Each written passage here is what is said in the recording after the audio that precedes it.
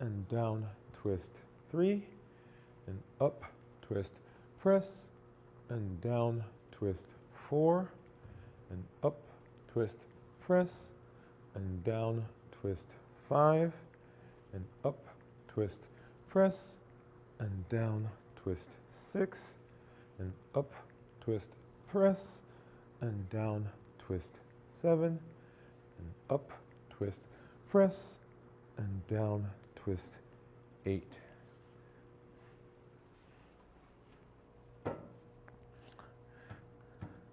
Put this down. And so self-regulation. Self-regulation has with it a huge component of, as we mentioned before, awareness. So being aware of me, being aware of myself, being aware of my personhood, being aware of the things that trigger me, being aware of those things that will push my buttons, and those things that call out of me something that's already in me. Now here's an interesting thought. One of the things that, I don't want to say confused me, but one of the things that I did not buy into was this idea that people could not make me do things. In other words, my thought process was, I did X because they did Y. In other words, I was responding to what they did, and so it was a natural process for me to be where I was. It was almost like it was a formula. And so if I started doing a proof, so I'm a math person by training and by background, and so when we do a proof, we start with some assumptions, and we work our way to the proof. Or sometimes we're actually doing the proof backwards. Right? You got here, and then let's figure out how you got to this place. And it was direct. There was no ambiguity. It was these assumptions, and once this happened, it automatically transfers and translates into this other thing. And so I came into life thinking in that way. But life is not always a math equation. And so the idea that I was behaving in a way because of some circumstance outside of me was something that I bought into. But the idea of self-regulation says that there's nothing outside of me that can make me do anything. There's nothing that inside of me that can make me do anything. And so limitless living says I'm showing up with my best self, my best health, my best plans, because I'm not allowing anything from outside or anything from inside to prevent me from doing what I need to do. Now, here's where the rub comes.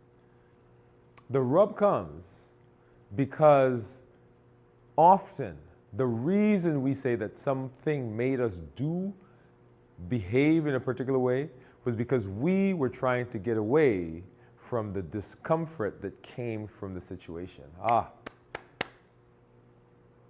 It wasn't that thing forced us to do it. It was that we did not want to sit in the discomfort that came from the situation. And so we responded in a way to ease the discomfort. Whew! Let's get into that last set. Here we go. And up, twist, press, and down, twist 1, and up, twist, press, and down, twist 2, and up, twist, press, and down, twist 3, and up, twist, press, and down, twist 4, and up, twist, press, and down, twist 5, and up, twist, press, and down, twist 6, and up, twist, press, and down, twist 7, and up, twist, press, and down, twist 8. So, so just like I was doing those curl and presses, there was tension there. There was a little bit of burning. And so I could have chosen in that moment to avoid the burning and stop. I could have chosen in that moment to say, hey, yeah, I don't want to feel this. Yeah, I don't want to sit in this space. It's not enough. It's not worth it enough for me to push through that burning to get that last press up. It wasn't enough. It's not worth it to me. And so in that case, did the burning make me stop? Can the burning make me stop? I have to make a decision to stop, to allow the burn to influence me in a way that takes me away from what I think and I say that I want to do. And so often in our world, in our society, in our lives, because of the burn, we behave in a way to get rid of the burn, to ease the burn, to avoid the burn. And so, the burn made me do it.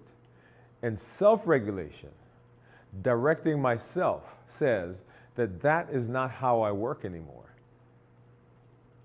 I don't let discomfort prevent me from doing what I need to do. In fact, you remember our episode?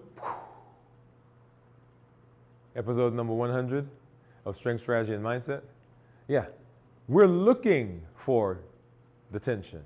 We're looking for those gusts, those streams, where we get to expand our wings and we get to go higher and higher. We become stronger, we become more toned, we become better metabolically, because we're looking for those times when, just like this, there was this concept at one time that if you didn't feel the burn, that you weren't growing. That's been kind of poo-pooed a little bit, but the idea there was, if I was not feeling tension, if I was not feeling burning, then there was nothing happening. That's not always the case, but often, we find ourselves in the space where the burn prevents us from doing what we want to do. All right? Let's go ahead and get into our hammer curls. Actually, no. Let's get into our squats, and they don't have any kettlebells here, so we'll just do isometric versions. And remember this, you've got your feet a little wider than shoulder width apart. We're act like we're sitting on a chair, and then we bend our knees. Right, we're going to push through the heels when we come back up, and we're going to do 3 sets of 8. You ready? We'll back up just a little bit, and here we go. And 1, and 2, and 3, and 4, and 5, and 6, and 7, and 8. One of the interesting things about these exercises, remember, is depending on our stance, depending on how we hold weights, we can be targeting different muscles. And so in this case, I can target one set of muscles if I'm pushing up from the plantar surface of my feet, and another if I'm pushing up on the heels, right? So I can adjust which muscles and what I'm working on by changing that. So back to this idea of tension. So it is not always true that tension has to be there for me to grow or for me to get stronger. But the concept is that tension does not mean that I have to stop. In fact, when there is tension, I am growing. I don't necessarily need it to grow, but when there is tension, I am growing. Remember the quote from Nelson Mandela is that we don't fail We either succeed or we learn. And I'd like to take that and say, we don't fail. We either succeed or we grow. We succeed or we grow. And any of those, come on, bring it on. I'll take growth, I'll take success. All right, let's get into that second set. Ready? And here we go. And 1, and 2, and 3, and 4, and 5, and 6, and 7, and 8.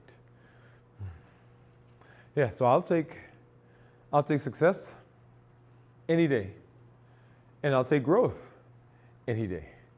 And so if those are the only choices, then I am being successful. Because regardless of the one that I get, here I am. I'm moving into that space. And so, so very excited to be moving along this concept of self-regulation, self-development, me being the person that's in charge of what's going on in my life. Because for so long, I have allowed, personally, I've allowed circumstance and the world around me, or even the world that's in me, to dictate what I do. And no longer do I do that. And my mastery says that what I'm installing in me, what I'm installing in me, I'm becoming the master, not just of my field of study, or my field of my vocation, or not even my hobbies, but I'm becoming a master in here. Ooh. I'm becoming a master of what's going on. How do I see the world? And so the idea of understanding myself and knowing where I am and knowing my triggers, knowing what my buttons are, and saying, okay, how do I regulate? How do I self-regulate? Is what ultimately takes me to my destination and to my success. Let's get to that last set. Here we go. And 1, and 2, and 3, and 4, and 5, and 6, and 7, and 8. All right, let's go ahead. We're going to go to our hammer curls.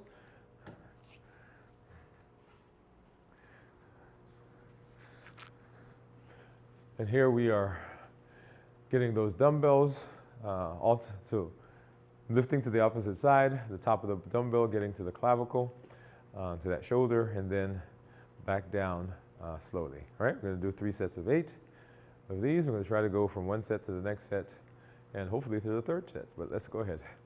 All right. And up, and down, and up, and down. That's 1. Up, and down, up, and down. That's 2. Up, and down, up, and down. That's 3. Up, and down, up, and down. That's 4. Up, and down, up, and down. That's 5. Up, and down, up, and down. That's 6. Up, and down, up, and down. That's 7. Up, and down, up, and down. That's 8. All right, let's get to the second set. Here we go. And up, and down, up, and down. That's 1. Up, and down, up, and down. That's 2. Up, and down, up, and down. That's 3. Up, and down, up, and down. That's 4.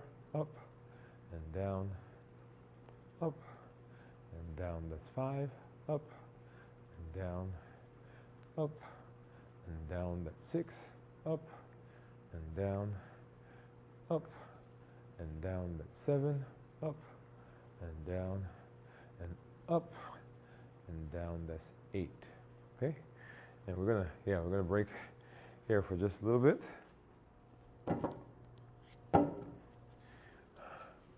And that one actually went up on the weights just a tad. So getting those sets back to back. And so essentially what we just did, we did a set of 16, right? Because we did 2 sets of 8, 8, 8, 8. And so 2 sets of 16, or 1 set of 16, right? And that is a common practice. That is not an abnormal number. So yeah, as you saw, we've been making some adjustments over the course of the series as we've changed weights and changed sets and changed reps and all of that. So, all right. So mastery, bridge to mastery. And so what are we mastering, right? What are we mastering is a question that we can ask. And part of what we have to master is we've got to master ourselves. Oh, yes, a whole nother conversation. All right, let's get to that last set. Here we go.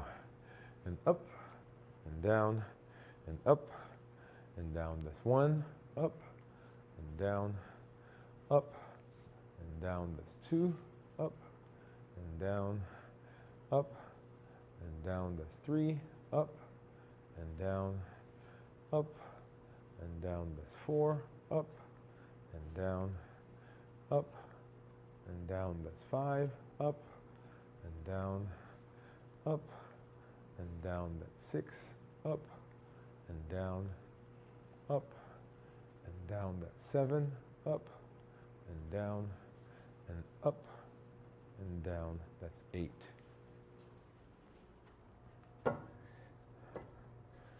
All right, and let's see. Let's go ahead and let's do our lateral raises, if I can find. Here we go. You ready? I'm going directly to those. And up. And up. And up. And up. That's 4. And up. And up. And up. And up. That's 8.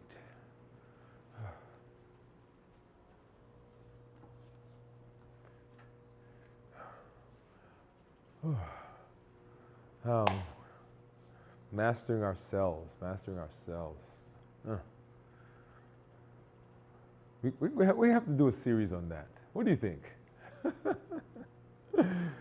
Here we're talking about the bridge to mastery, but we gotta do a series on just this concept.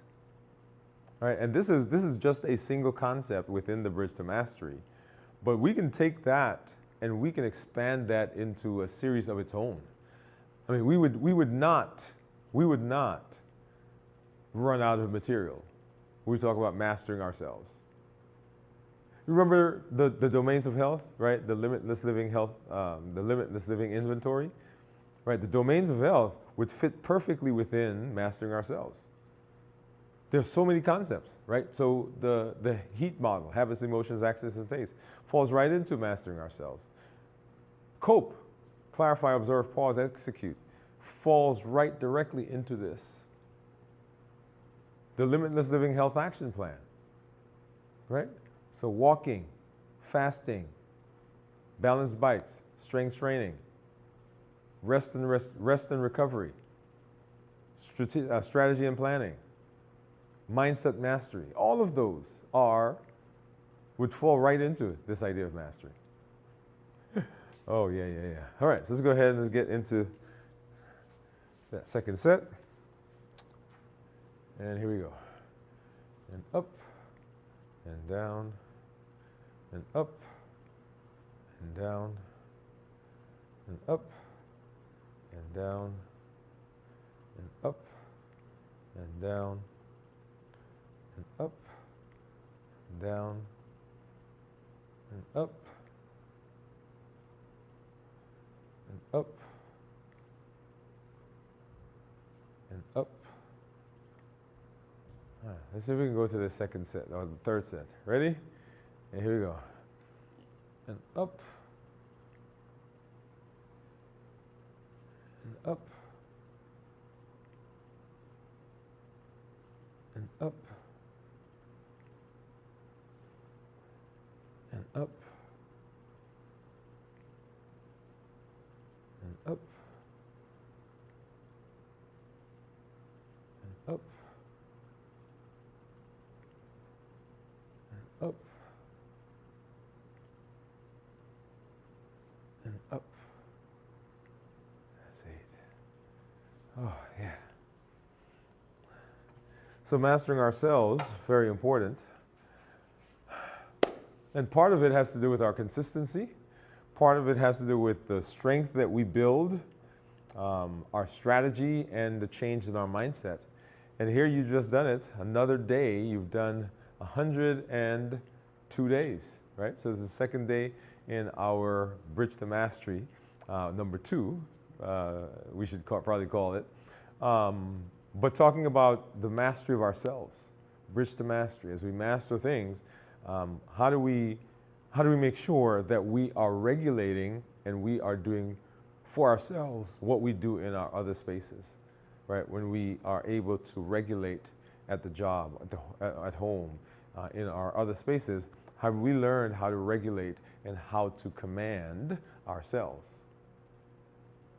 But what you've done is that you've shown that you are putting yourself first, that you are willing to push through, that you are willing to get those pieces of data, the evidence that we get to put in that file folder for our inner coach, because you've shown up another day. You've shown up for 102 days in this series, 109 days in the previous series, as we continue walking through our strength, strategy, and mindset bridge. This is part of our MOVE campaign, metabolic optimization via exercise. And you want to be sure that you are doing all the things that you need to do to make sure this part of your health action plan is functional. Walking, strength training, you want to install that as default behaviors in your life, default behaviors in your attitude, default behaviors in your schedule. Because after all, that's what Limitless Living says, that I'm not allowing anything, nothing from outside, nothing from inside to prevent me from doing what I need to do. I'm showing up with my best self, my best health, my best plans, and I'm pushing through the boundaries, pushing through the borders. I'm breaking free from those obstacles, those things that would conspire to keep me where I am in a fixed mindset and not allow me to expand into a growth mindset. And I'm glad that I get to walk along with you as you are on this journey, because I love it. I love being here with you, and I'm very proud of you. Hey, this is Dr. Dwain Woode. That's Wood with an E. The E stands for endocrinology. Here I educate, I empower, I encourage you to take charge of your health and your life, avoid complications, go to the next level. We're creating the life we've always wanted, and we are living limitless lives. Now go live a limitless life, and I'll see you tomorrow for day number 3 or 103 of the Strength, Strategy, and Mindset Mastery, the Bridge to Mastery. See you later.